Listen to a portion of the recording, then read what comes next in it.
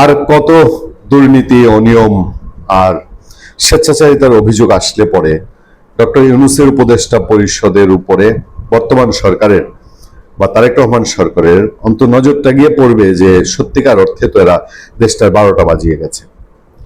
আর কত ছাড় দিয়ে, আর কত সমঝোতা করে বর্তমান তারেক রহমান সরকার যদি বলি বা বিএনপি সরকার যদি বলি, তারা অন্তর্বর্তী সরকারকে বাঁচিয়ে দিবে এই দেশটাকে লুটপাটের চরমে নিয়ে যাওয়ার পরে। ডক্টর জাফরুল্লাহ চৌধুরী, আপনারা যারা আমাদের পুরনো ফলোয়ার, আমাকে অনেক আগে থেকে ফলো করেন, 18 সাল থেকে ফলো করেন, তারা দেখবেন যে জাফরুল্লাহ চৌধুরী বেঁচে থাকার সময় আমরা অসংখ্য কন্টেন্ট করেছি। আমাদের একটা কন্টেন্টের হেডলাইন ছিল, আপনারা সার্চ দিবেন ইউটিউবে, অন্য ধাতুতে গড়া মানুষ ডক্টর জাফরুল্লাহ চৌধুরী। অনেক মানুষ কন্টেন্টটা অ্যাকসেপ্ট করেছে। জাফরুল্লাহ চৌধুরীকে আমরা ফলো করতাম, আমি তার প্রচুর ইন্টারভিউ করেছি এবং রাজনৈতিক দিক থেকে রাজনৈতিক গভীরত্ব বোঝার জন্য এবং ইনফরমেশন পাওয়ার জন্য জাফরুল্লাহ চৌধুরীর কাছে আমি যাওয়া আসা করতাম। জাফরুল্লাহ চৌধুরী মাটির মানুষ ছিলেন।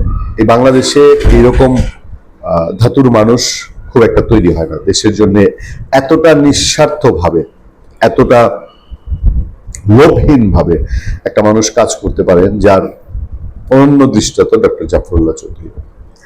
বাংলাদেশের মুক্তিযুদ্ধকালীন যে ফিল্ড হাসপাতাল তৈরি হয়েছিল, যেখানে আহত মুক্তিযোদ্ধাদের সেবা দেওয়া হতো, সেই ধারাবাহিকতা রক্ষা করে ডক্টর জাফরুল্লাহ চৌধুরী প্রতিষ্ঠা করেছিলেন গণস্বাস্থ্য কেন্দ্র। সারা বাংলাদেশে যখন কিডনি চিকিৎসার হাহাকার, একজন কিডনি চিকিৎসার ডায়ালাইসিস দেওয়ার জন্য হাজার হাজার লক্ষ টাকা লাগে, ডক্টর জাফরুল্লাহ চৌধুরী নামমাত্র খরচে তার গণস্বাস্থ্য কেন্দ্রে তিনি কিডনি রোগীদের জন্য ডায়ালাইসিসের ব্যবস্থা করেছিলেন। পুরো দেশে এটা হুলস্থুল তৈরি করেছিল যে কিডনি চিকিৎসায় যে কি একটা হরিলোট চলে, শুধু জাফরুল্লাহ চৌধুরীর কারিশমাতে, তাকে প্রকাশও করতে হয়নি। তিনি যে উদ্যোগ নিয়েছেন, উদ্যোগের মধ্যে দিয়ে বের হয়ে চলে আসছিল। আমি নিজে আমার এলাকার দুস্থ কিডনি রোগীকে ডক্টর জাফরুল্লাহ চৌধুরীকে রিকোয়েস্ট করে আমি চিকিৎসা করিয়েছি।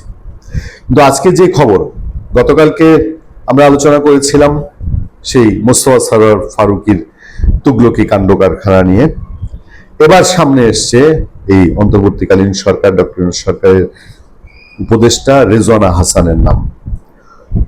দেখেন, খবরটায় বলা হচ্ছে 2024 সালের 5 আগস্ট নাটকীয়ভাবে দেশের রাজনৈতিক প্রেক্ষাপট বদলে গেলে গণস্বাস্থ্য কেন্দ্র দখল হয়ে যায়।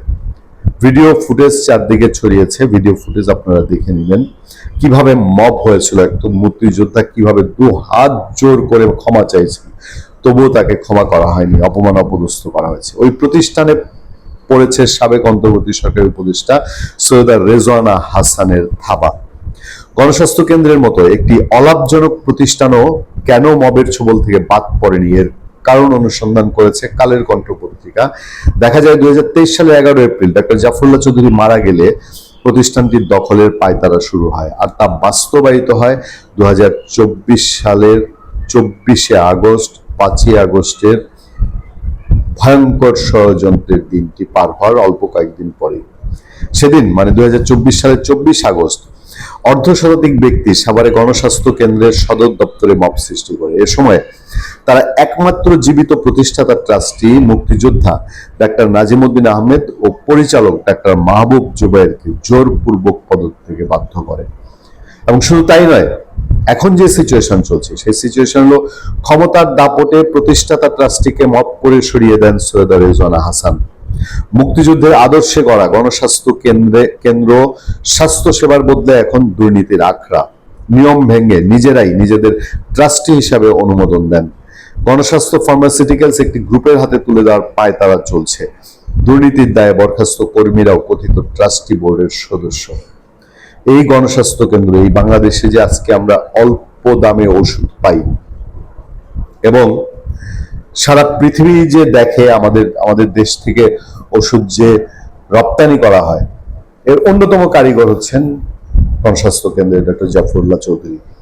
তিনি যে স্বাস্থ্য নীতি এরশাদ আমলে বাস্তবায়নে ভূমিকা রেখেছিলেন, সেটার কারণে আজকে আমাদের ফার্মাসিউটিক্যাল ইন্ডাস্ট্রি আজকে একটা বিশাল বৃক্ষ হিসেবে দাঁড়িয়েছে। সেই জায়গায় গণস্বাস্থ্যের মতো একটি প্রতিষ্ঠানকে হরিলুট করা হচ্ছে। আমার প্রশ্ন একটা ভিন্ন জায়গায়। আমরা যতটুকু জানি, আজকের দিনে বিএনপি স্থায়ী কমিটির সদস্য, সরকারের ডাকসাইটে part doctor A Z M Zahid Hossain, চিকিৎসকদের অন্যতম বড় নেতা। Doctor A Z M Zahid Hossain তিনি ডক্টর জাফরুল্লাহ চৌধুরীর খুবই স্নেহভাজন ছিলেন এবং তিনি গণস্বাস্থ্য নগর হাসপাতালে তিনি বসতেন। Doctor A Z M Zahid Hossain থাকতে কিভাবে এই গণস্বাস্থ্যের মতো একটা প্রতিষ্ঠান তিলে তিলে ভুগে মরছে, আমি আসলে বিষয়টা এখনো ঠিক বুঝে উঠতে পারছি না।